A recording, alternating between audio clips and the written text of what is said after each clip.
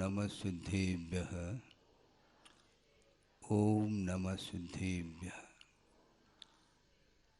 नमः श्री वर्धमानाय निर्धूतकलिलात्मने सालोकानां त्रिलोकानां यद्विद्यादर्पणायते। अहिंसा परमो धर्म की, महावीर भगवान की। प्रातः स्मरणे परम पूजाचार्य गुरुवर श्री विद्यासागर जी मुनि महाराज की जय।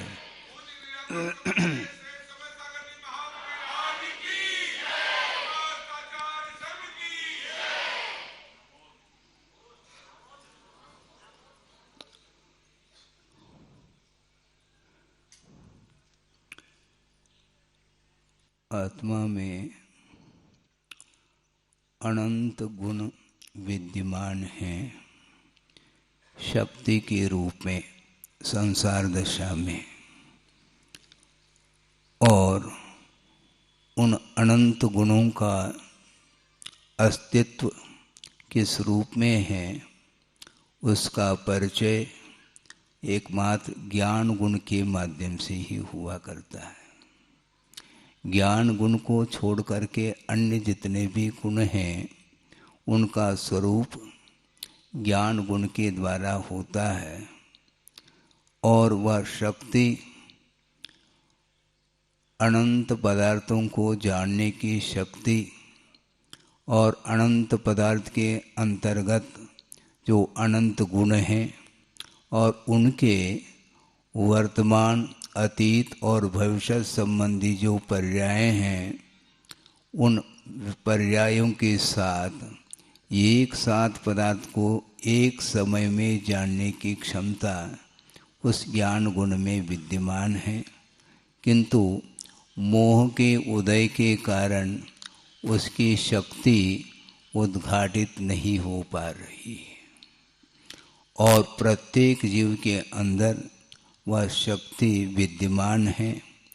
उद्घाटित करने की क्षमता केवल भव्य जीवों में ही हुआ करता है। अभव्य में वह शक्ति होते हुए भी उद्घाटित करने की योग्यता उसके अंदर नहीं है।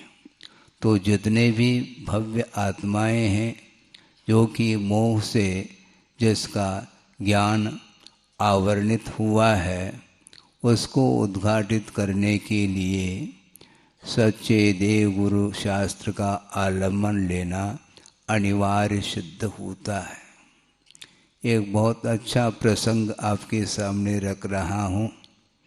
आचार्य योगींद्र देव हुए हैं जिन्होंने अध्यात्मपरक ग्रंथ की रचना की है जिसका नाम परमात्म प्रकाश। परमात्मा को प्रकाशित करने की क्षमता को लेकर के वह ग्रंथ अभी भी विद्यमान है, जिसका अध्ययन आचार्य महाराज ने संघ के लिए कराया था। उस ग्रंथ में योगींद्र देव केवल ज्ञान की विशेषता को लेकर के विषय दिया है। बहुत मार्मिक विषय है वो, कि उदाहरण ये दिया कि अनंत प्रदेशी जो आकाश है उस अनंत प्रदेशात्मक आकाश में बीच में लोकाकाश खड़ा है, किंतु वो लोकाकाश किस रूप में दिखाई देता है ये बताना चाह रहे हैं कि आप लोग रात में आसमान को देखेंगे। व्यवहार की दृष्टि से कहा जा रहा है आसमान भी अमूर्त ही है, किंतु व्यवहारिक दृष्टि से आकाश में आपकी दृष्टि रात में गई है और उस आकाश के एक कोने में तारा दिखाई दे रहा है। दे रहा है कि नहीं? कितना छोटा सा दिख रहा है वो।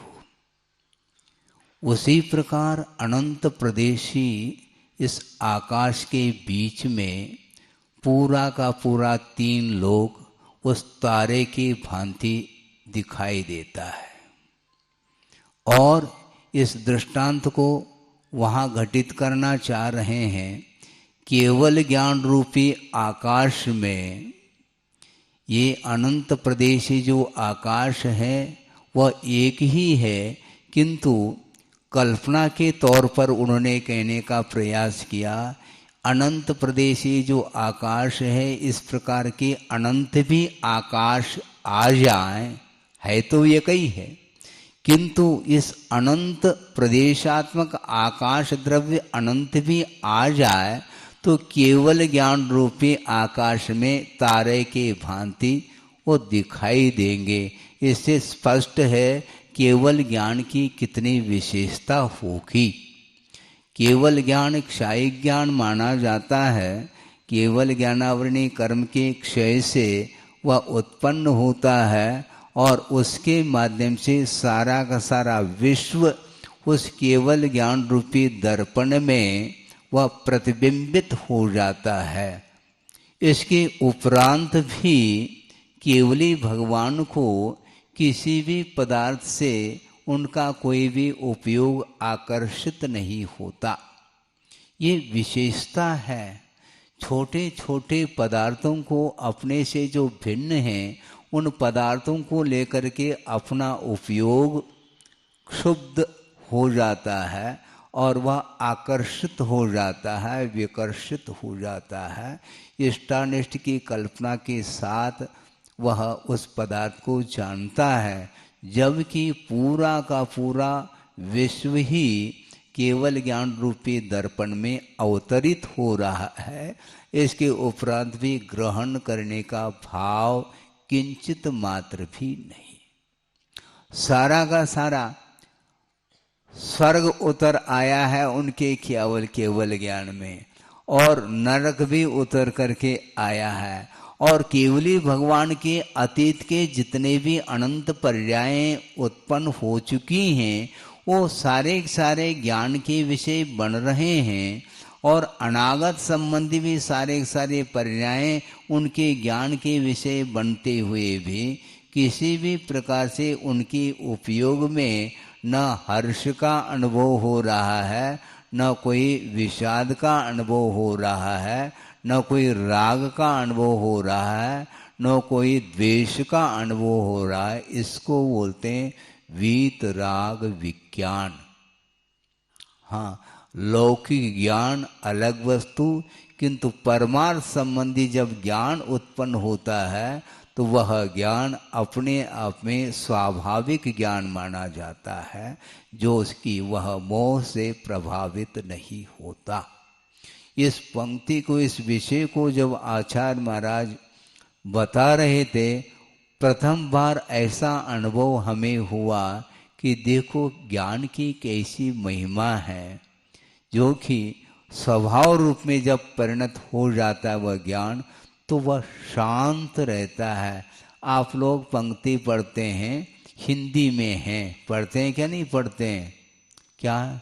सकल गेय ज्ञायक तदपि, सकल गेय ज्ञायक तदपि निजानंद रसलीन सो जिनेन्द्र जयवंत नित अरिरज रहस्य विहीन कहा है।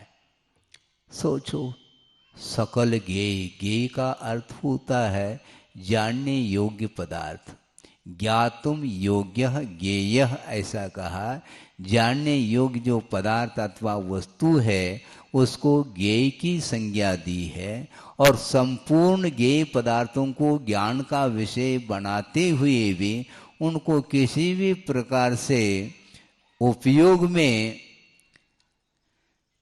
आकर्षण विकर्षण नहीं है उन पदार्थों का आलम्बन लेने के उपरांत भी। और निजानंद रसलीन कह रहे, मतलब केवल ज्ञान उत्पन्न इसलिए थोड़ी किया जाता है कि हम विश्व को जानते रहे।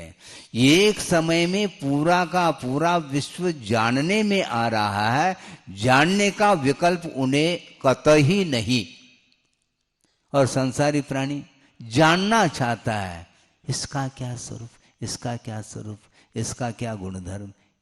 इस प्रकार जानने की आकुलता बनी रहती है, किंतु निराकुल जो ज्ञान होता है वह शांत रहता, जानने का विकल्प उसके अंदर नहीं रहता। इसलिए निजानंद रसलीन कहते हैं।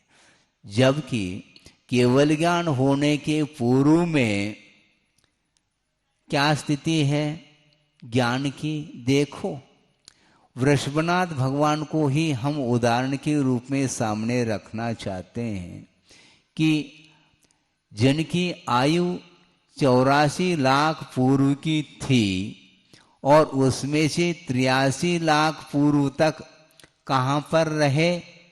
हवेली में रहे, वैभव के बीच में रहे। और उसके बाद इंद्र को चिंता हो गई, ऐसा न हो कि जो 83 लाख के बाद एक लाख पूर्व जो शेष है वो भी इसी में न गुजार ले। इसलिए उन्होंने दृश्य दिखाया। कौन सा? एक और नीलांजना का दृश्य।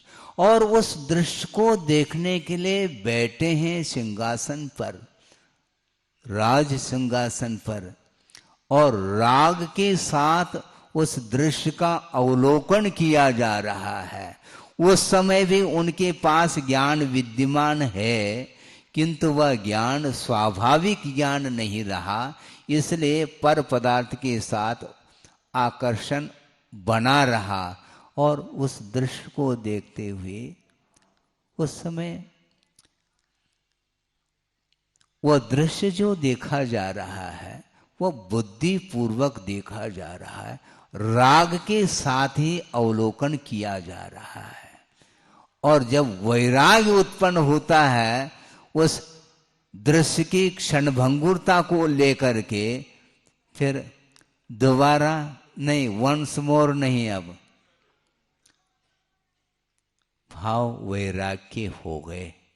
जब तक वैराग्य नहीं हुआ तब तक लोकांतिक देव नीचे नहीं उतरे। हालांकि प्रत्येक कल्याणक में सौधर्म इंद्र उपस्थित होता है महोत्सव करने के लिए, किंतु लोकांतिक देव न गर्भ कल्याणक में उपस्थित हो रहे हैं, न जन्म कल्याणक में, न केवल ज्ञान कल्याणक में, न निर्वाण कल्याणक में। किंतु वैराग का क्षण जब आ जाता है उस तप कल्याणक में अथवा दीक्षा कल्याणक में वो उपस्थित होते हैं और उस वैराग की सराहना करने के लिए, समर्थन करने के लिए वो उतरते हैं लोकांतिक देव। इसलिए स्वर्गों में जो लोकांतिक देव होते हैं उनकी एक विशेषता है, वे द्वादशांग के पाठी होते हुए भी वे सभी देवों में के समान है। वैराग्य उनका उमड़ता रहता है। ये बात अलग है कि वहाँ पर इस प्रकार वैराग के भाव होते हुए भी संयम धारण करने के लिए वहाँ पर वातावरण नहीं है, और वह कर्म का एकमात्र उदय है इस ढंग का। इसलिए वहाँ पर जितना भी उनका काल है, कितना काल है? 8 सागर। लोकांतिका नाम अष्टौ सागरोपमानी सर्वेशाम। सर्वेशाम लौकांतिका नाम अष्टौ सागरोपमानी। 8 सागर की जिनकी आयु है और वह ब्रह्मचर्य के रूप में रहते हैं, वैराग्य उनका निरंतर बना रहता है। और जिनको वैराग्य उत्पन्न हुआ है उस वैराग्य की घड़ी में, उन क्षणों में वहाँ से उतर करके समर्थन करने के लिए, प्रशंसा करने के लिए वो उतरते हैं। अब देखो, जिस समय नीलांजना का दृश्य देख रहे हैं, प्रभु नहीं व्यवहार से कहने में आता है, वो कुमार हैं। उस समय सागर भी नहीं बने, वृषभ कुमार हैं। वृषभ सागर जब बन गए या बनने जा रहे हैं, उस समय समर्थन करने के लिए वो आते हैं। इससे स्पष्ट है लोकांतिक देव यद्यपि असंयमी हैं, इसके उपरांत भी संयम का समर्थन करने के लिए यहाँ पर इस धरती पर उतर करके आते हैं। तो वैराग्य के अभाव में ज्ञान का कोई मूल्य नहीं है, इसलिए वह ज्ञान छोटे छोटे पदार्थों से वह आकर्षित होता चला जाता है। इससे स्पष्ट है जब तक संसारी प्राणी का ज्ञान मोह से प्रभावित रहता है तब तक वस्तु तत्व का बोध उसे नहीं होता। सम्यक ज्ञान अलग वस्तु और वैराग्य के साथ संबंध रखने वाला से जो सम्यक ज्ञान है वह अलग ही क्वालिटी का होता है। सम्यक ज्ञान किसको बोलते हैं? जिसके पास सम्यक दर्शन है, वस्तु तत्व के प्रति श्रद्धान हो चुका है, इतना ही है वहां पर। किंतु चारित्र के अभाव में जो ज्ञान की परिणति है वह मात्र आस्था तक सीमित रहती है। किंतु जब वैराग्य उत्पन्न होता है तो वह प्रैक्टिकल पेपर देने के लिए आते हैं। वैराग्य ये थ्योरेटिकल नहीं है, प्रयोगात्मक धर्म इसी को बोलते हैं। तो जब तक ज्ञान नहीं होता, सम्यक ज्ञान होने के उपरांत भी जब तक पद पदार्थ के पर पदार्थ के प्रति आकर्षण बना रहता है तब तक वह चारित्र की ओर कदम नहीं बढ़ाता है। किंतु जब वैराग्य हो जाता है तो सारा का सारा संसार असार नजर आता है। उसके पहले तो सब सार के रूप में नजर आता था। इससे स्पष्ट है कैसी क्षमता है संसारी प्राणी के भीतर भी केवल ज्ञान को प्रकट करने की शक्ति विद्यमान होने के उपरांत भी एक ऐसी अद्भुत अपूर्व शक्ति है जिस शक्ति ने केवल ज्ञान को तिरोहित कर रखा है। वो कौन है? वो कर्म है, मोहनी कर्म।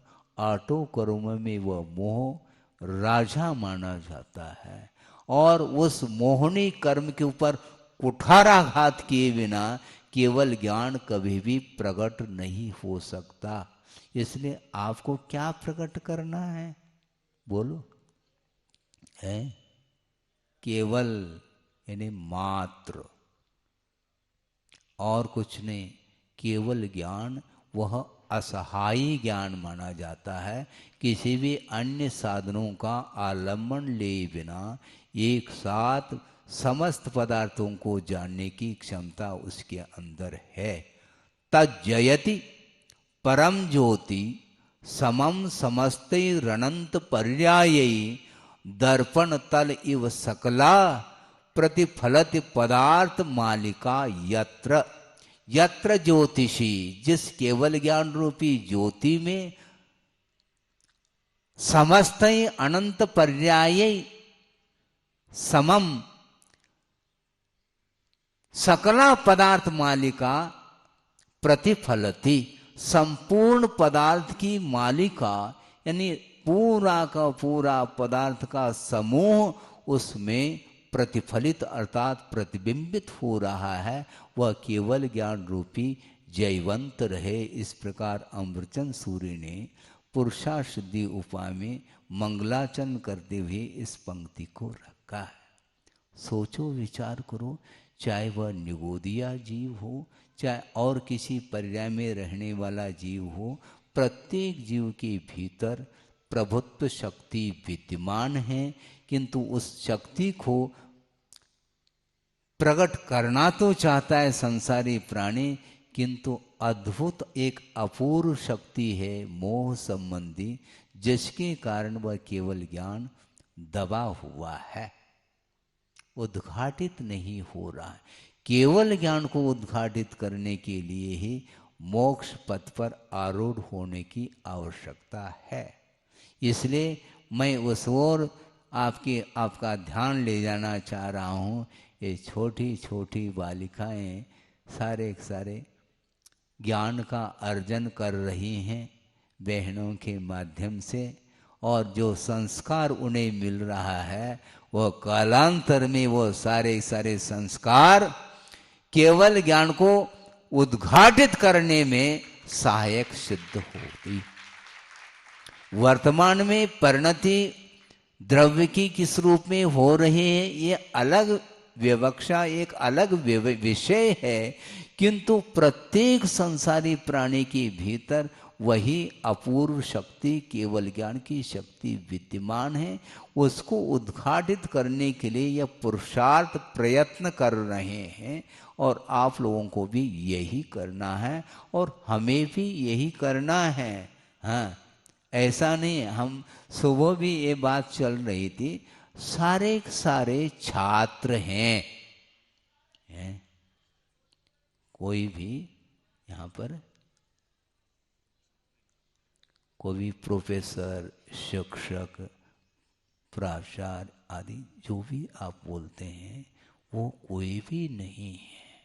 गुरुदेव ने ये कहा था कि जब तक गुणस्थानगत परिणति है तब तक वह छात्र की अवस्था मानी जाती है और गुणस्थानातीत अवस्था जब आ जाती है वह सिद्ध अवस्था, जो कि वह शिक्षक माने जाते हैं। उसी प्रकार यहाँ पर इन बालिकाओं के लिए ये सारे बहनें अथक परिश्रम करके और इस विषम वातावरण में, पंचम कलिकाल में, जहाँ सारी की सारी दुनिया विषयों से आकर्षित होती हुई दौड़ लगा रही है विषयों को प्राप्त करने के लिए, किंतु उन विषयों को जीर्ण तृण के समान समझते हुए गुरुदेव के सानिध्य को प्राप्त करके और उनके द्वारा प्रदत्त जो संस्कार है, ज्ञान है, आचरण है, उसको आत्मसात करती हुई जो उस पथ को प्राप्त करना चाहता है, उस मौलिक ज्ञान को, वीतराग विज्ञान को प्राप्त करना चाहता है, उनके लिए वो दिशाबोध दे रही है और उनके लिए दिशाबोध गुरुदेव ने दे दिया है, पर्याप्त मात्रा में दिया है।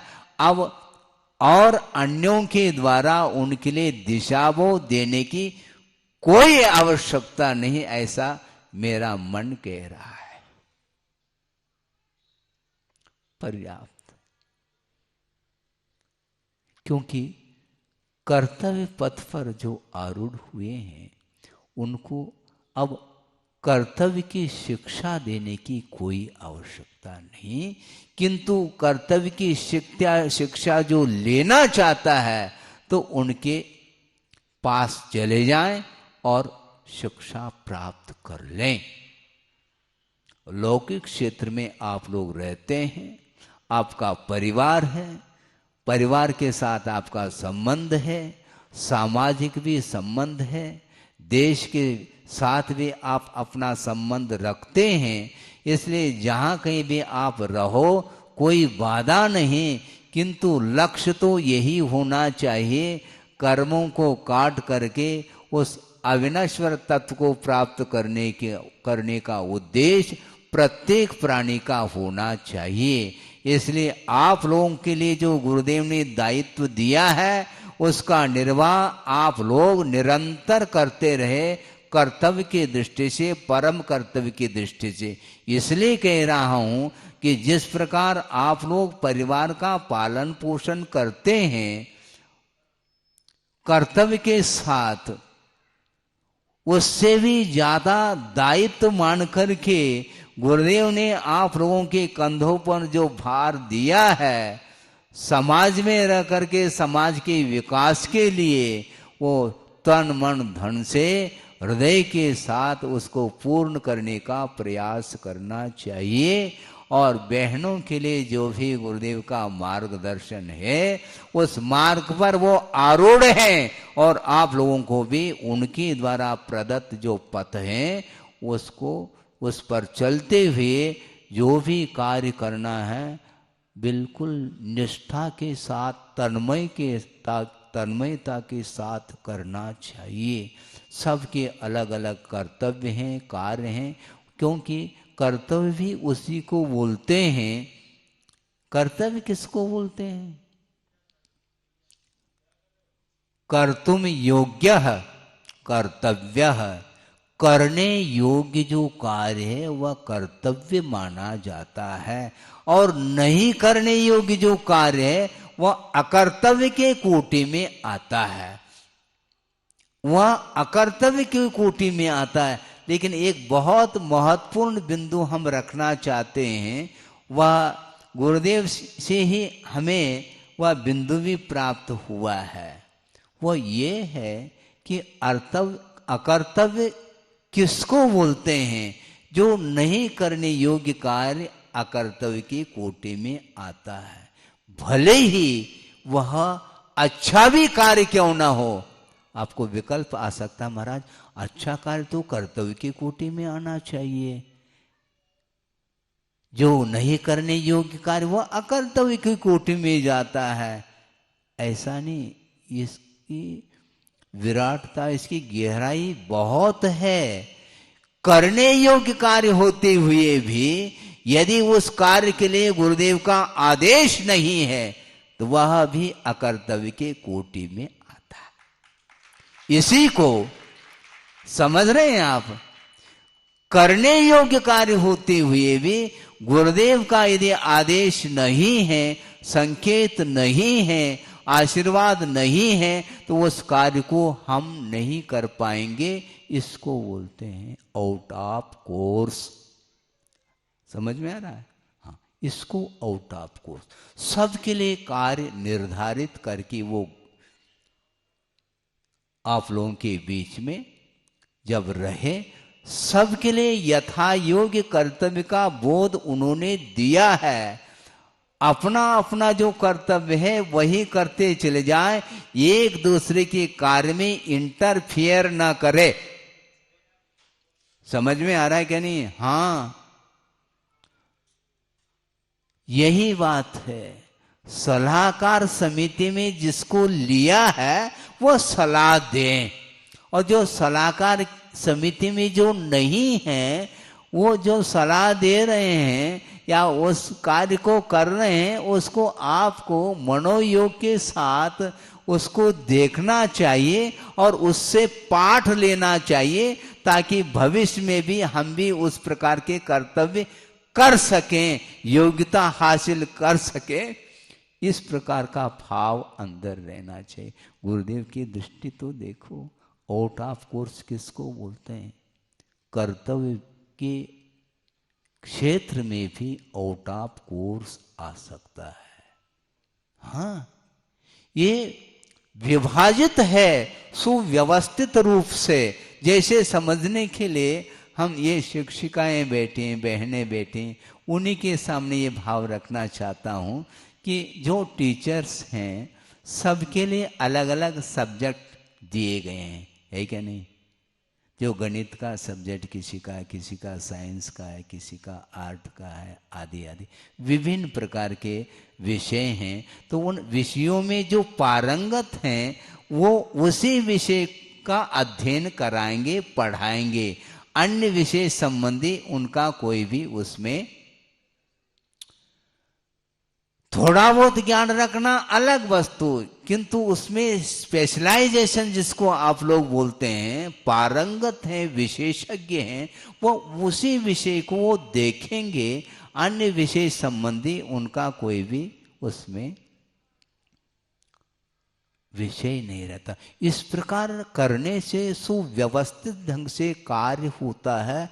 बहुत बड़े से बड़े कार्य भी आसानी के साथ किया जा सकता है, किंतु गुरुदेव ने जो दिया, जो व्यवस्था उन्होंने दी है, उसी व्यवस्था के अनुरूप आप लोगों को भी चलना है और मुझे भी चलना है। ऐसा नहीं कि केवल आपके लिए कहा जा रहा है, मैं नहीं कह रहा हूं, आपको वो कह करके ही सब कुछ व्यवस्थित करके ही अभी भी विद्यमान है हम लोगों के बीच में, गए नहीं।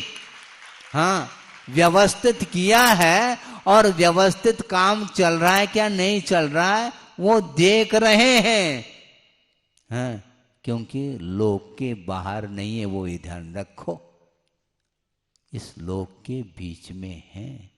अनंतानंत सिद्ध परमेष्टि भी लोकाकाश के बाहर नहीं, लोक के अग्रभाग पर है। उसी प्रकार लोक के बीच में गुरुदेव विराजमान हैं और जहाँ पर भी वो हैं वो आपको देख रहे हैं आप सुव्यवस्थित ढंग से चल रहे हैं क्या नहीं चल रहे हैं।